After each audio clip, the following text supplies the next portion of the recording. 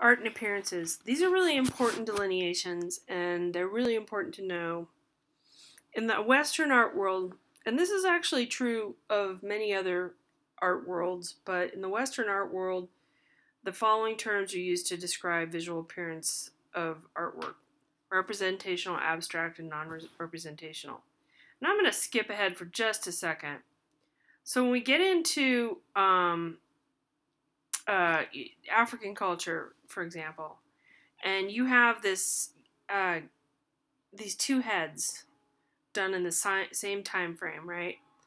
They're both in the Yoruba culture, 13th century, same place, same time, and same sort of title as the head of a king. We don't actually know, I don't think, who's the head of this is.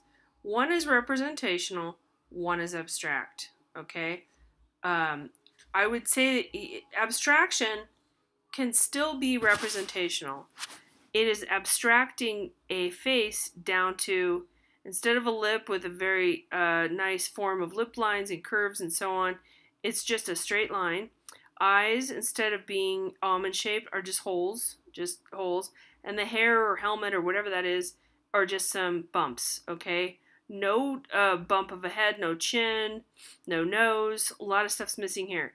So the idea is this is the spirit or the interior expression of the person, and this is the facial depiction, the exterior of the person. That's what it means in Yoruban culture. Now, that is not necessarily what's going on with Western culture, and we'll go back, but to a degree, that does hold true. All right, we're going to start with a very famous person right here, and they're highly representational, almost photorealistic, detailed painting, very famous painting by a very famous artist, and I'm sure some of you guys already looked this up, but this is a teenage Picasso, believe it or not. All right, highly trained, his father's a painter. That is early Picasso, 1896. Then we're going to jump ahead 20 years, right? Or 96, and my math is not that good. I'm sorry. This is only 12 years later. Now we're looking at seated woman holding a fan. That is really early when you think about abstraction. He's always at the forefront, Picasso is. And as a side note, he's the example of many things. At any rate, 1908, this woman holding a fan, seated woman holding a fan, she's abstracted, right? We have a woman here, every fold, every detail is there, every finger, every, the nose, everything. And then we get into Picasso starting to work differently. Now, some of the reasons are Picasso was very aware of the saturation of photography in the world. Photography comes into play in 1860. It starts to really hit the population more densely in 1880. So here, around the time of his birth, photography is starting to become powerful. So he feels that it is no longer important, and many other artists followed in this theory, to make highly photographic representational work, because the camera can do this now, right? This frees up artists to do all kinds of other things. A lot of students struggle with, why is this such a weird image, and why isn't it photorealistic? Why isn't everything photorealistic? Okay, well, there's a number of reasons, one of which is the camera's invention. All right, so we look at these two side by side. You can see a radical difference in terms of brushstrokes. There's a lot of emotion here, some darkness, a lot of different things going on for Picasso here that he is describing. Okay, so art that is representational, it looks recognizable, and it's not necessarily photorealism. Photorealism has a big comeback in the 60s, 70s. But for quite a while, things get more and more abstract in the 20th century.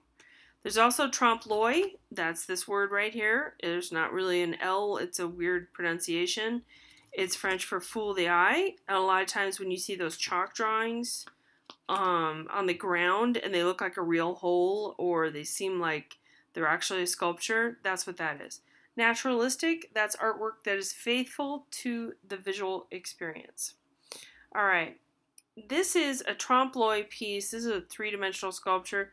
Every major museum has a Dwayne Hansen, and they're pretty funny because they're actually, that's a real t-shirt on the guy and a real outfit he's wearing and a real paint roller and all that stuff, a hat and all that.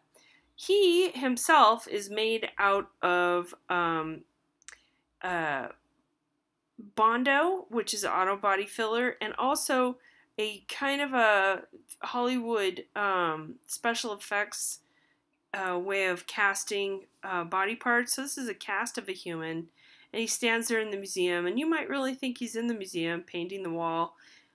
And these are placed in museums so that when you come around a corner or out of the corner of your eye, you see this figure and you think it's a real person. Okay, so that's trompe-l'oeil. Non-representational art is no reference to the natural world. Now, it's very different than abstract, okay? Non-objective.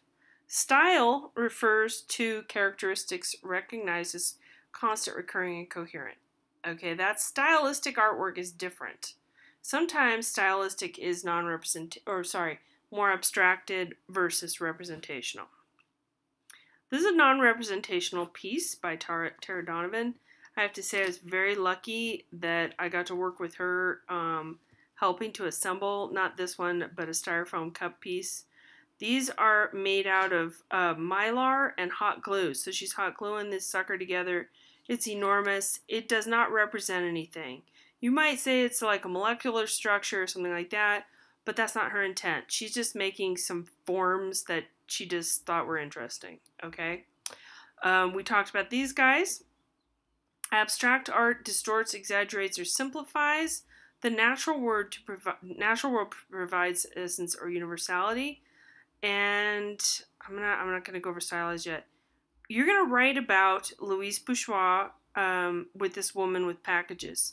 We have a head here. We have no face, but we have a head here, sort of a collar or even like a little hat going on there. Arm, packages. Okay. Or you could just say this is the whole physique, and then these are packages that are attached to her somehow. And these are the legs, and that's the torso. Very simplified, but it's still a figure, okay? Versus this piece, which is not a figure, and it is not a thing. That is non-representational. That is non-objective. This is abstract.